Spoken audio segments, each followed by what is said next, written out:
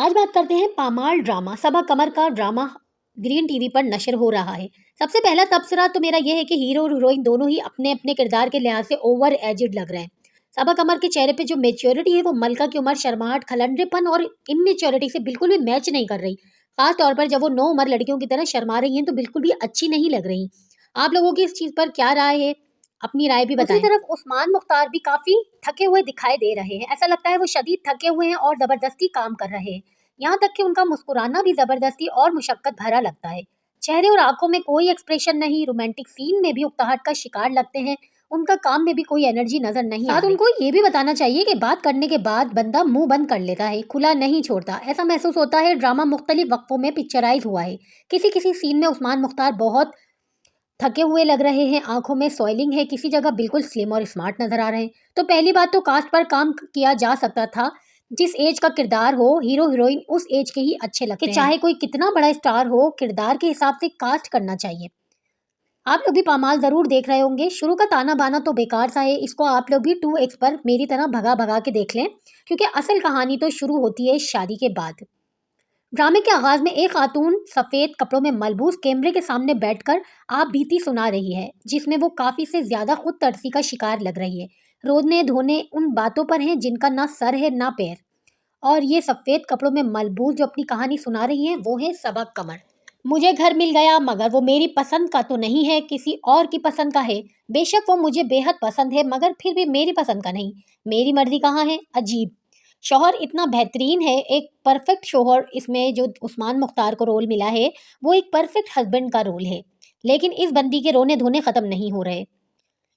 पढ़ा लिखा शौहर है, स्टाइलिश, अच्छे ओहदे पर फाइज, अमीर कबीर, जिम्मेदार, ख्याल रखने वाला, मोहब्बत करने वाला, बिना कहे ज़रूरियात को समझने वाला। उसने खुद महसूस किया कि घर अलग करना चाहिए, बगैर किसी मुतालबे के उसने सारा बंदोबस्त करके सबको इतला दी। पोश एरिया में बेहतरीन डिजाइनर घर। शौहर का खुद का मयार बहुत आला है जिस पर वो कंप्रोमाइज नहीं करता, और उसे चीजों की सेंस और वो कैलकुलेशन भी बिल्कुल ठीक करता है।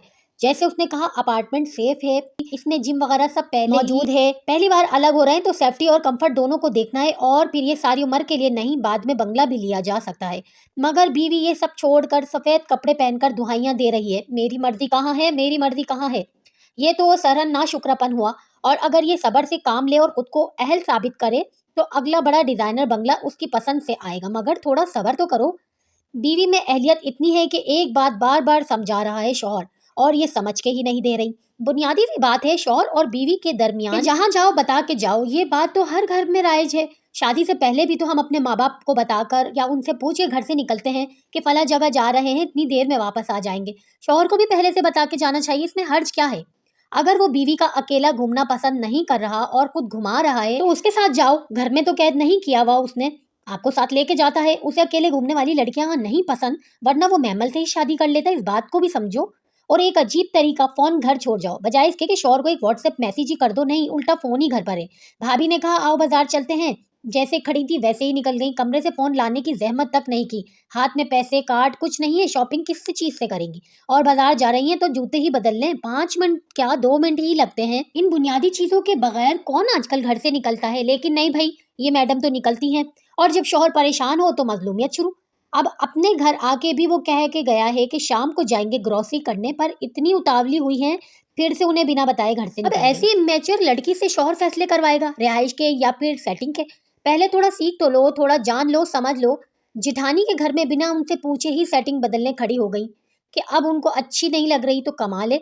आजकल हमारे ड्रामा राइटर दिखाना कुछ चाहते हैं, वो बन कुछ और जाता है। जिसको मजलूम बनाने की कोशिश करते हैं उससे जर्रा बराबर हमदर्दी पैदा नहीं होती। जो मैसेज देना चाहते हैं उनसे उलट मैसेज जा रहा होता है। अब पता नहीं राइटिंग स्किल नहीं है या डायरेक्टर और राइटर में अंडरस्टैंडिंग नहीं है। कोई मसला है जरूर। खैर ऐसा लगता है यहाँ सफेद कपड़ों वाली खातून राय के पहाड़ बनाने बैठी हैं। वैसे भी जिंदगी का फलसफा है ब्लेसिंग्स को काउंट करें, शुक्रगुजारी अपनाएं और मजीद ब्लेसिंग्स के लिए पहले खुद को उसका अहल बनाएं, अपनी काबिलियत बढ़ाएं, सब्र रखें। जिंदगी कहीं भी किसी के लिए भी परफेक्ट नहीं है, ना हम यहाँ परफेक्ट जिंदगी गुजारने आए हैं।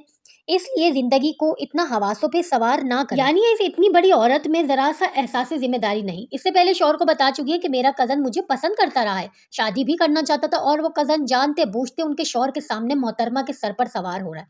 सोफे के बाजू पे चढ़ चढ़ के बैठ जाता है, इसके साथ पार्टी कर रही है। और फिर ये बात कि शौहर को बुरा क्यों लग रहा है। उसके रद्द-ए-अमल में शौहर की भाभी जिस लड़की से शादी करवाना चाहती थी और वो लड़की इसके बैंक में भी जॉब कर रही है और शौहर उसको मुंह भी नहीं लगा रहा, बात तक नहीं कर रहा, उस पे चीख चिल्ला रही है। बात को कहाँ से कहाँ जोड़ना। अपनी इमेच्योरिटी और जज्बाती कमजोरी की इंतहा ये है कि पार्टी में एक राह चलती लड़की ने कपड़ों पर तबसरा कर दिया कि ओवर ड्रेस्ड हो, तो इसके कमेंट को इतना सर पे सवार कर लिया कि घर आके रोना धोना ही मचा दिया। बात तनकीदें हमें सिखाती हैं, ठीक है मान लो वाकई ओवर ड्रेस्ड हो, क्लास बदली है, उनके हिसाब से रहना सीखो, पहनना ओढ़ना सीखो, अपनी स्टाइलिंग करवाओ, यानी काम की बात पकड़ो, बाकी भूल जाओ। इसमें बिलक बिलक के रोने की क्या जरूरत है। बाकी मियाँ नार्सिसिस्ट है या नहीं, अभी ये भी एक सवाल है। या तो राइटर को नार्सिसिस्ट का मतलब नहीं आता या राइटर को सीन दिखाना नहीं आया। अभी तो आधी गलतियां बीवी की निकल रही हैं जिस पर वो चीख चिल्ला रहा है। याद रहे वो पहले 5-6 बार इग्नोर कर चुका है। ये बात नहीं आ रही, क्यों बात नहीं आ रही अल्लाह जाने। खुद तरसी है खुद तरसी। इंसान किसी दूसरे से मुकाबला करने के बजाय ये देखे कि उसके अपने हालात पहले क्या थे और अब क्या है। माँ बहुत अच्छे तरीके से समझा रही है, बहुत अच्छे अल्फाजों का चुनाव कर रही है, मुमानी भी बहुत अच्छी खातून है। बाकी सबा कमर का अलग ही लेवल है। अब आगे देखते हैं ड्रामे में और क्या क्या सीन हमें दिखाएंगे, किस तरह की अदाकारी सबा कमर की दिखाई जाएगी और इसके अंदर क्या ट्विस्ट आने वाला है। आप लोगों को ये ड्रामा कैसा लग रहा है अपनी राय कमेंट सेक्शन में ज़रूर बताइएगा। मिलती हूँ किसी और टॉपिक के साथ, जब तक के लिए अल्लाह हाफिज़।